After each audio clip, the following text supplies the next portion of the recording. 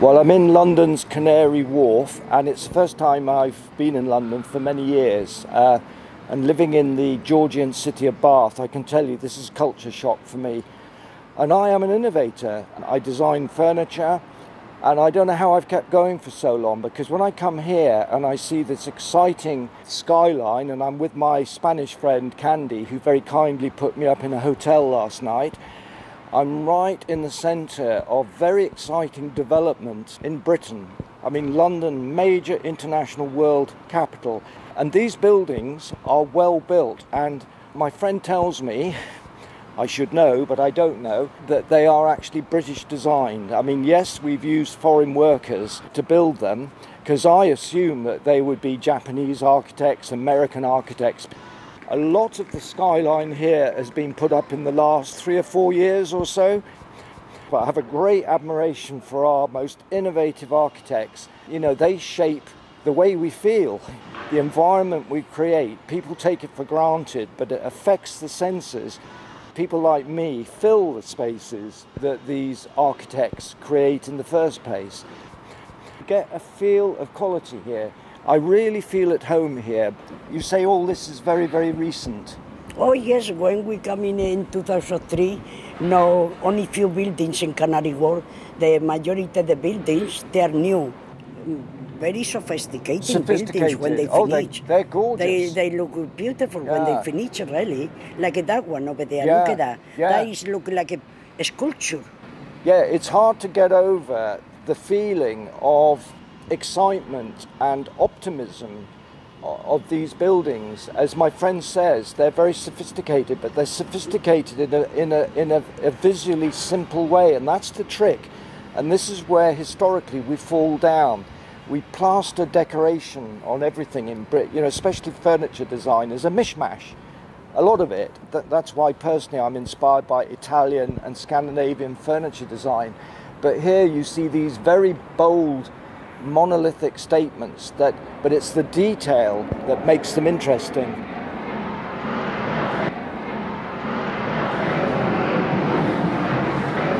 There's a barge down there that says the right stuff, and I'd say in Canary Wharf the buildings are the right stuff. Actually, just look at that building. I mean, it's basically a block, but look at the detail. There are 2 blocks side by side with a kind of parting groove, and then on this front leading edge is a kind of sculptural edge. It's almost as though they've taken a grinder to it freehand and then filled it up with glass. And there's a lot going on round the left-hand side. And my friend here tells me that underneath are gardens. Yes, lovely. They're making a little garden. I mean, what I'm really saying about Bath, you know, before you say that I should move to Milton Keynes if I don't like the history, what really gets me is why old and new can't coexist in the way that it does in London. I mean, you couldn't get a greater sense of history than in London. But this is the future. I suspect this stuff is built to last for as much as we can predict the future. You know, I don't know much about architecture really, but this looks really exciting. It's just a gut feeling. I mean, I think design really is an emotional thing. I don't think you need a great intellect. It either speaks to you or it doesn't. Just by seeing the buildings, you understand. Just by seeing. Because beauty really on the buildings. That building is, I call it a beautiful thing, really. What they done, look at that. It's so beautiful. If you go around, the whole building reflected like a mirror. Well, here I am in the middle of what I would call the financial jungle of London. I'm going to knock on a few doors to see if they'll buy my innovative furniture.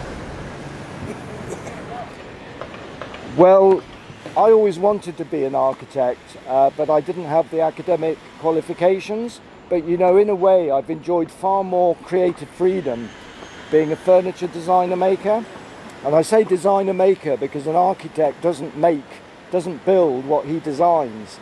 So it's really satisfying to actually build something you designed. You know, seeing all this construction and hearing all the banging and clanging reminds me of when I was in Perth, Western Australia in 1986. It was so similar, the building, the excitement of the future. And, you know, we always need to look towards the future, and these are landmarks, these are milestones of civilization. That's what architecture is. Well, I've asked several people who obviously look as though they work around here, just who designed these buildings, and nobody seems to know. The name Norman Foster was mentioned once, but I'm not even sure which building. But I mean, it's so important. You'd have thought it would be common knowledge, but I guess Strictly Come Dancing or The Voice or The X Factor is far more important knowledge. I mean, I want to know. Putting a new building up is a real exercise in brain power and creativity, and not least of all politics and ambassadorship. Is that the word? Persuading people, salesmanship. I think what concerns me is that here I am in the kind of high-tech capital of England, in London, Canary Wharf, and everybody is so wedded to their mobile phones. I mean, almost like a child's dummy. And the mobile phone is a link to, you know, ultimate knowledge, and yet nobody knows who designed these incredible buildings. Well, I'm obviously asking the wrong people. I mean, I'm asking generally rather lean, mean-looking guys in their 20s, early 30s that obviously work around here, and they just don't seem to know who designed these buildings. It's becoming a bit of a mission, this video. Look at that. I mean, how can you not notice that? There's actually a bit of tradition and vernacular in that architecture, because I'd like to see a little bit more old amongst all this new. I'm suddenly surprising myself by beginning to feel a little bit uncomfortable about modern. Whereas, as I said before, I think modern should and can coexist with old. The best of old and the best of new mutually complement each other. Because after all, we live in a human society where from the cradle to the grave, we've got young and old. And do we really want to separate them? Well, at long last, I managed to stop somebody who looked authoritative. This person worked here in Canary Wharf, and I asked him, I said, nobody can answer my question, who actually designed these buildings? I'd like to think they're British architects, and he said they're all American.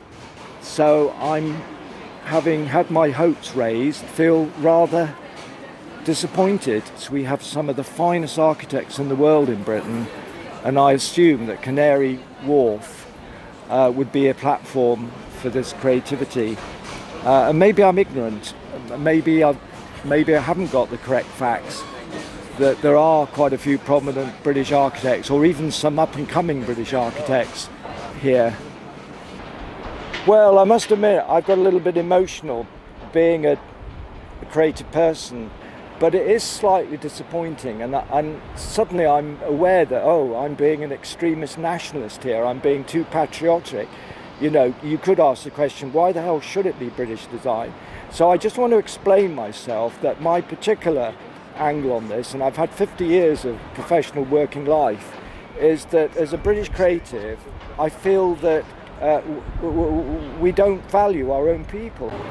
It was only on Radio 4 the other day, some well-known journalist did a thing on William Morris, but nobody mentioned that just down the road in the centre of London is an exhibition of work of members of the original William Morris Exhibition Society, the Society of Designer Craftsmen. Who are they? There was no connection to the history of the man, to the modern day, if you like, heritage of his impact. You know, as a great social reformer and craftsman of the late 19th century when industrialisation took over. I wish British innovation was really accepted and digested a little bit more, and that old and new could coexist. It's been quite a journey for me walking around. Really, I should have known who designed these buildings. As I say, the name Norman Foster was mentioned. So I decided to call this Where Has British Design Gone? And you could say that British design has gone underground, because Norman Foster apparently was responsible for designing the Canary Wharf underground station, and credit to him, as that is a feat in itself. So that's the answer to the question. British design has gone underground, but then hasn't it always been underground?